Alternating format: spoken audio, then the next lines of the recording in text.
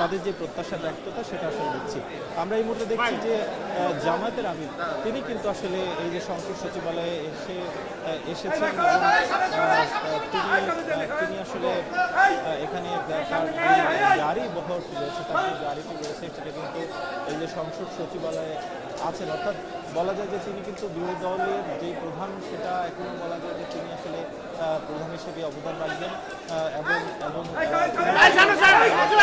৭৭টি আসন আসলে এই যে জামাতের যে জোট পেয়েছে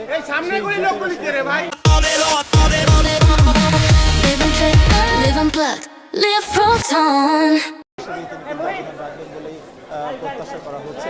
আমরা দেখেছি যে এই যে ত্রয়োদশ জাতীয় সংসদ নির্বাচন জামাত আসলে একটি শক্ত প্রতিদ্বন্দ্বী হিসেবে ছিল বিএনপির, সেখানে প্রায় ৬৮টি আসন কিন্তু জামাত পেয়েছে।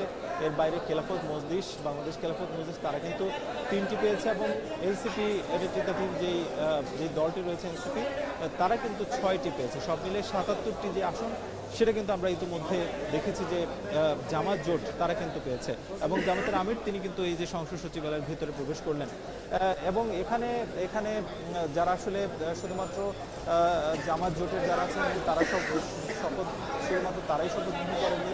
এর বাইরে স্বতন্ত্র প্রার্থীদের আমরা একটা